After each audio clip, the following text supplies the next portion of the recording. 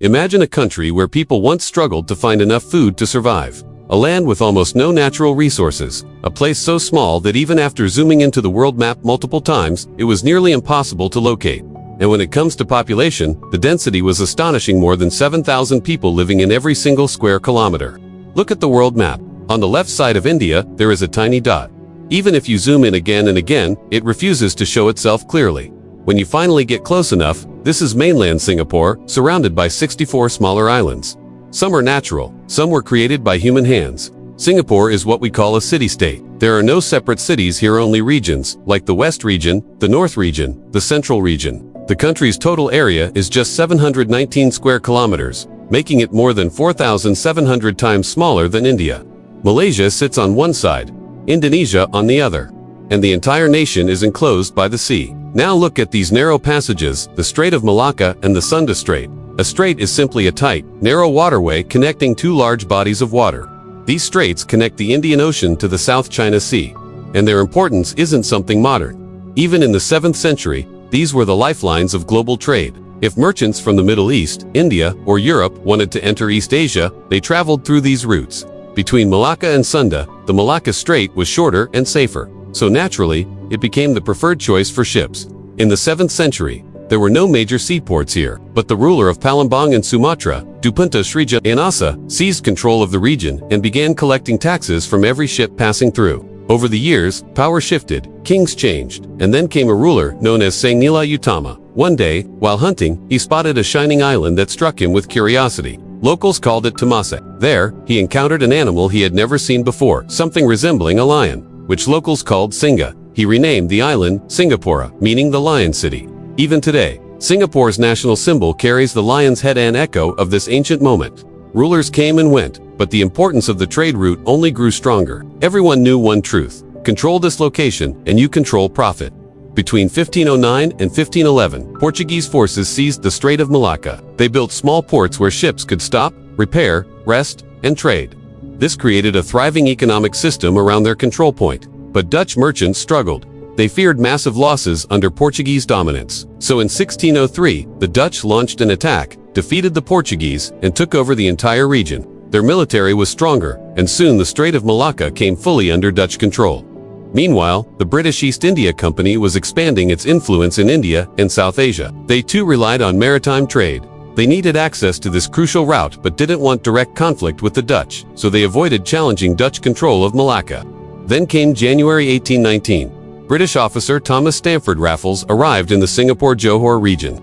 On February 6, 1819, he used diplomatic strategy to persuade the Sultan of Johor to sign a treaty. The British would pay him 8,000 Spanish dollars. In return, Britain would gain full control of Singapore. From that moment, the Dutch controlled Malacca, and the British controlled Singapore. Singapore's position was a strategic masterpiece. Leaders like Bill Gates, Jack Ma, and even political figures such as Narendra Modi still praise how Singapore used geography to build economic power. But strategy alone is not enough. If your operations are scattered, manual, and unorganized, growth becomes impossible. This applies to businesses today just as it applied to Singapore then. That is why integrated systems like Ado Matter One platform, multiple apps, the first app always free, and everything working together seamlessly. For any business trying to scale, tools like these change the game. Back to Singapore, competition erupted between Dutch ports in Malacca and British ports in Singapore. Both wanted ships to stop in their harbor. To win, the British built larger, more efficient ports. They offered better services. And then they made a decision that changed everything. They declared Singapore a free port, zero tax on business activities. With this announcement, ships from every direction began pouring into Singapore. Although the British earned nothing in port tax initially and suffered short-term financial losses, they knew increased traffic would boost overall trade. And it worked. Singapore's natural coastline made its harbor safe and ideal. People began arriving from China, India, and Malaysia. A once empty island started filling up rapidly. But one major problem remained: there was no proper administration. The British cared only about port security and profits. They ignored the population, and without governance, the island fell into chaos. Illegal activities exploded. Opium dens, gambling houses, prostitution networks, slave trading, and violent crime spread all over the settlement. Wages were extremely low. Workers were exploited. Many migrants had no support system. Opium addiction spread like wildfire. By 1847, Singapore's population reached 70,000. and 40,000 of them were Chinese migrants. Out of those, 15,000 were addicted to opium. People began offering opium to guests the way one would offer tea. Debt payments were made in opium instead of money. Crime rates soared. Then came a turning point, the opening of the Suez Canal in 1869. The route between England and China became nearly 5,000 miles shorter. Trade traffic surged through Singapore. Business boomed. Demand for workers increased. More migrants arrived, and the British were forced to build proper administration, police laws, social order, and infrastructure. Singapore slowly transformed into a British colony. Then, in 1914, World War I erupted. Singapore was not directly involved, but Britain was. Global trade collapsed. Singapore's economy suffered heavily. Unemployment rose.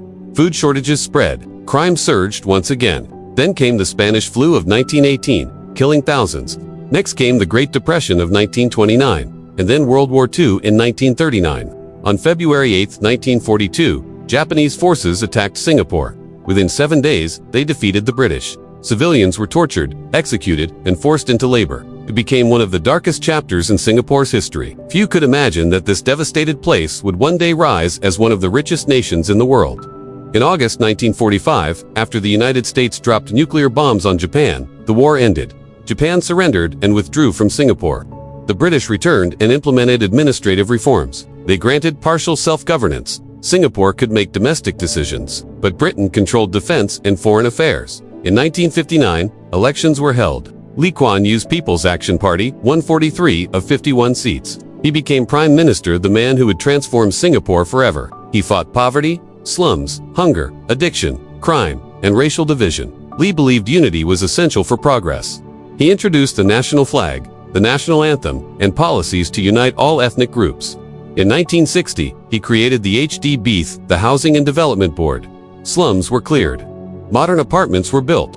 Mixed communities were housed together to reduce racial separation. Schools were restructured. Government schools with strong infrastructure and low fees encouraged children from all communities to learn together. In cultural events, a Chinese child might wear Malay traditional clothing. Unity began to grow at the cultural level. Lee formed the Ministry of Culture to promote multicultural events and declared Chinese, Malay, Tamil, and English as official languages. But economically, Singapore depended heavily on tin and rubber resources controlled by Malaysia. Singapore itself had no natural resources. Without British military support, it was vulnerable. Lee wanted Malaysia's cooperation. He even adopted Malay as the national language to build goodwill. A merger referendum was held. Singapore officially joined Malaysia on September 16, 1963.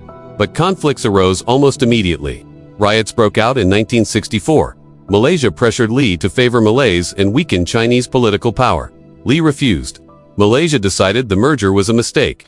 Tensions grew. Singaporean leaders were arrested and later released. Finally, on August 9, 1965, Malaysia expelled Singapore. Lee broke down in tears during the announcement. Singapore didn't want to separate. But now, they were on their own. Then came another blow. The British decided to withdraw all military troops by 1970. This meant Singapore had almost no defense. Unemployment soared. Lee flew to London to negotiate. Nothing worked. Singapore was left alone, defenseless, unemployed, and shaken. They had only 2 battalions of 1,000 men, 2 ships, and no air force. Yet they began building their own defense from scratch. Lee moved quickly. He helped form ASEAN to strengthen regional security and economic cooperation. In 1968, he created the Jurong Town Corporation to transform Jurong into an industrial hub. To attract foreign companies, Singapore offered tax benefits, tax holidays, business-friendly labor laws, and full government support. Lee personally met companies from the United States, Japan, Hong Kong, Taiwan, Malaysia, Australia, and Europe, convincing them to invest. Within just 2 years, more than 150 companies arrived, creating over 32,000 jobs. Huge oil refining plants were built, turning Singapore into the world's 3rd largest oil refining center. By 1970, unemployment was gone. Singapore had to bring in foreign workers. GDP growth surged to 13.9%. But new challenges appeared. Too many manual labor industries created bottlenecks. Lee realized Singapore needed high-tech industries. In 1973, the Economic Development Board announced 5-year tax holidays for tech companies. Local manufacturers were given incentives to modernize machinery and upgrade skills. Demand for skilled workers increased. Joint training centers were opened with multinational companies to teach hands-on technical skills. This is how a tiny island with no natural resources became a global powerhouse through strategy, discipline, unity, and leadership.